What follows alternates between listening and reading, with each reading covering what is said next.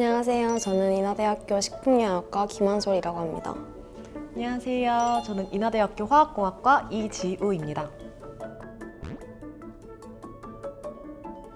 전공 수업 중에 환경공학 수업에서 해양 관련된 내용을 다루기 때문에 그쪽 관련해서 관심이 생겨가지고 이렇게 참여하게 된 것 같아요. 바다는 좋아하는 마음은 있는데 잘은 몰라요. 기대가 됩니다. 네, 너무 기대돼요.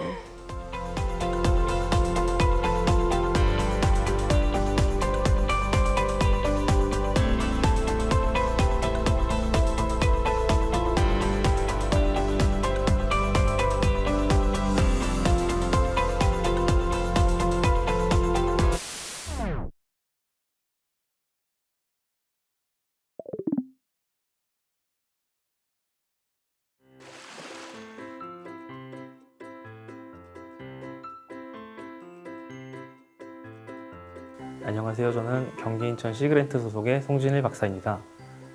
전공은 연안해양물량이고요. 센터에서 맡고 있는 부분은 인하21호 및 해양 모니터링 총괄을 담당하고 있습니다. 안녕하세요. 네, 오늘 저희가 나눌 내용은 경기 인천 시그랜트에서 하고 있는 많은 업무들 중에 해양 모니터링에 대한 얘기를 나눌 건데요. 그 전에 먼저 경기 인천 시그랜트가 어떤 곳인지 알고 있나요? 저는 해양 관련된 봉사활동이나 아니면은 다양한 연구 같은 거라는 센터로 알고 있어요. 네, 저도 비슷하게 알고 있어요. 경기 인천 연안에서 발생하고 있는 어떤 다양한 해양 이슈들을 해결하기 위한 연구들을 수행을 하고 있는데요. 해양 모니터링이 있고 두 번째가 이제 수치 모델링, 이 두 가지의 과학 기술을 접목시켜서 어떤 현안에 대응을 하고 있습니다. 해양 조사라고 하는 것은 말 그대로 직접 바다에 나가서 조류, 수온, 염분, 탁도 같은 것들을 직접 조사를 하고 그 자료를 분석을 하고 그 결과를 기반으로 수치 모델을 구축을 해서 어떤 당면하고 있는 어떤 문제들을 직접적으로 해결할 수 있는 방법들을 연구하는 센터입니다.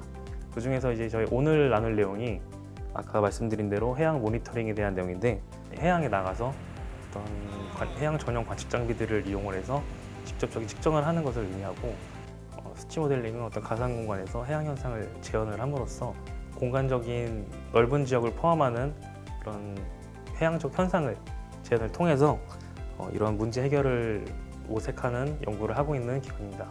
오늘 주로 얘기할 내용은 해양 모니터링인데, 혹시 이 단어를 들었을 때 좀 의미가 어떤 것 같나요? 말 그대로 해양을 관측하고 검토한다? 약간 이런 의미일 것 같은데 맞을까요? 조금 더 디테일하게 설명을 드리면, 저희가 주로 연구하는 지역이 인천 대도시권이기 때문에 연안에서 어떤 도로 공사나 다리를 건설한다던가 항로 준설을 한다던가 뭐 방조제를 세운다던가 하는 이렇게 연안 지형이 변화가 생기거든요. 그 지형이 변화하게 되면은 조류가 변화하게 되고 물길이 변하게 되면은 해양 속에 있는 어떤 입자들의 수송되는 기작이 바뀌기 때문에 그런 것들이 결과적으로 어떤 항로의 침퇴적 문제나 해양 쓰레기 문제들에 이게 연관이 있습니다. 그런 일들이 발생을 하게 되면은 지형이 다시 변하게 되고, 지형이 변했으니 그걸 또 다시 조류에 영향을 주고, 그런 식으로 계속 서로 물고 물리는 관계로 또 복잡한 현상들이 발생을 하기 때문에 이런 것들을 이제 측정 조사를 통해서 분석하고 연구를 하는 단계라고 할 수 있습니다. 그러면은 해양 관측 조사가 이런 많은 연구 단계 중에서 첫 번째로 시행되는 건가요? 네, 맞습니다. 왜냐하면 저희가 하고 있는 조사 과정 중에 크게 이제 수치 모델링과 해양 모니터링이 있는데, 해양 모니터링은 굳이 비유를 하자면 정답을 바로 찾을 수 있는 방법이고, 수치 모델링은 정답까지 가기 위한 풀이 과정을 찾는 방법이라고 할 수 있습니다. 정답을 알고 그 다음 풀이 과정을 하는 식으로 일반적으로 연구가 진행이 되기 때문에 해양 조사가 먼저 선행이 될 필요가 있습니다. 그렇다면 해양 관측조사와 모니터링은 꼭 해야 하는 이유가 있을까요? 해양 모니터링의 가장 중요한 점은 실제 현장에 나가서 직접적으로 측정값을 낸다는 점이 가장 중요한 점입니다. 이론적으로 연구가 돼 있긴 하지만 정확하게 지역마다 어떤 식으로 이런 메커니즘들이 서로 이제 물려 있는지는 알 수 있긴 매우 어렵거든요. 현장에 나가서 직접적으로 조사를 하게 되면 그런 과정들을 다 거쳐서 얻어진 최종적인 값들을 직접적으로 측정할 수 있기 때문에 아까 앞서 말씀드린 대로 정답을 측정할 수 있다는 의미로 이제 말씀을 드린 겁니다. 반면에 이제 해양조사의 단점이라고 할 수 있는 거는 해양조사를 하기 위해선 배도 필요하고 전문 인력도 필요하고 해양조사 장비도 필요하기 때문에 시간과 돈과 인력이 많이 들어가는 작업이라 어떤 공간적이나 시간적인 그런 제약이 많이 있습니다. 그래서 그런 것들을 상호 보완을 하기 위해서 수치 모델을 같이 사용을 하는 거고요. 수치 모델을 통해서 그 정답을 재현할 수 있는 가상 공간을 구성을 하게 되면 이제 어떤 기작에 의해서 이런 현상이 나타날 수 있는지 이런 것들을 오히려 역추적을 할 수 있는 그런 방법입니다. 저 그러면 질문이 있는데 해양조사 모니터링은 실제로 어떤 방식으로 진행이 되는지. 가장 좋은 거는 넓은 지역에서 오랜 기간 동안 관측을 하면 좋겠지만 그러면 이제 예산 문제가 크게 발생하기 때문에 그렇게는 실질적으로 진행을 할 수가 없고, 그래서 보고자 하는 곳이 어떤 거냐에 따라서 어떤 공간이나 시간적인 제약을 둡니다. 예를 들어서 시야 조력 발전소 앞에 강유석이 얼마가 나오는지 보고 싶다.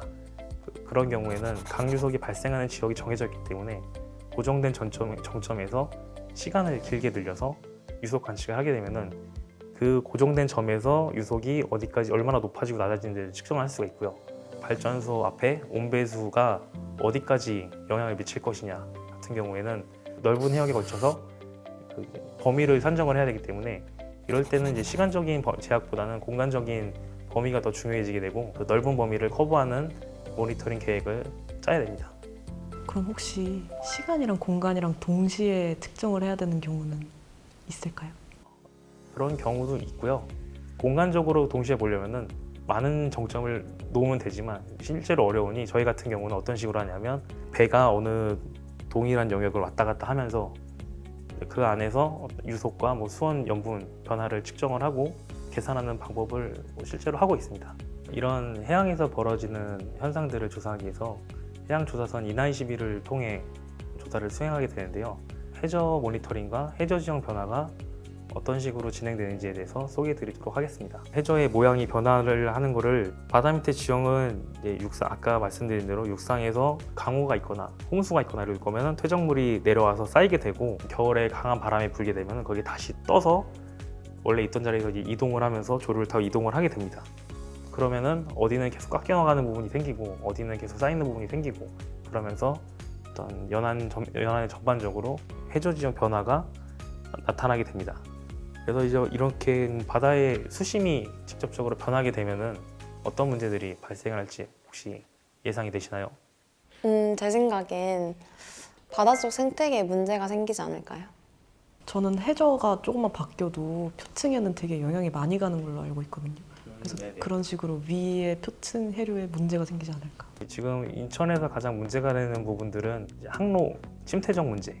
항로는 배가 다니기 위해서 항상 일정한 수심을 유지를 하고 있어야 되는데 거기 수심이 낮아지게 되면 선박이 지나가다가 이제 거기 걸리게 되면 이제 사고가 크게 나거든요. 그런 문제들이 가장 위험한 상황이고 멀티빔이라는 장비를 이용해서 해상도를 최대로 높이면 바닥에 어떤 타이어나 어떤 목재나 그런 파이프 같은 것들이 떨어지는 것도 다 관측이 되거든요. 그래서 그런 관측을 통해서 어떤 이렇게 발생할 수 있는 것들을 이제 미리 파악을 하고 그거에 대해서 이제 안전 사고가 발생할 수 있는 것을 미연에 방지할 수 있는 그런 활동이 필요합니다. 실제로 진행을 하고 있고요. 그렇다면 수심이 변화하는 현상을 어떤 방식으로 모니터링할 수 있는 건가요? 저희가 사용하고 있는 이나21호에서 멀티빔 시스템이라는 장비를 부착을 하고 있고요. 음파를 쏘는 센서의 위치와 바닥까지의 이제 거리를 직접적으로 측정을 하게 됩니다. 이게 해상도가 오차 범위가 10cm 이내까지 나타나게 되고요. 그렇기 때문에 해상도를 올리게 되면 바닥에 있는 물체라던가 아니면 해저 수심이 어느 정도까지 변했는지를 확인을 할 수 있습니다. 예를 들어 인천 앞바다에서 한 10km 제곱에 대한 영역을 잡고 그거를 올해 23년 1월과 24년 12월에 모니터링을 한다고 하면 그동안에 아까 앞서 말씀드린 대로 태풍이 지나가던가 또 홍수가 많이 있었던가 하면 이제 복잡한 현상들에 의해서 이제 해저 지형이 변하게 되는데 그 차이를 빼게 되면 이제 어디가 더 수심이 낮아졌는지 어디가 더 수심이 높아졌는지가 모니터링이 됩니다. 그래서 그 결과를 가지고 이 지역은 좀 침식이 좀 우세한 지역이구나, 이 지역은 퇴적이 계속 일어나는 지역이니 앞으로 좀 문제가 될 수 있겠구나, 이런 것들을 미리 파악을 할 수 있습니다. 해양학에 대해서 좀 쉽게 설명하려고 노력을 많이 해봤는데 혹시 오늘 나눈 들은 내용이 좀 어떠셨나요? 내 기본 지식이 없는데도 정말 이해가 잘 됐고 무엇보다 그 해양 관측 조사가 어떻게 이루어지는지 과정에 대해서 잘 알 수 있게 돼서 좋았던 시간이었습니다. 너무 쉽고 재밌게 설명해 주셔서 이해가 잘 됐고 시그렌트 센터에서 되게 많은 연구를 하고 있구나를 이제 새로 알게 된 것 같아요.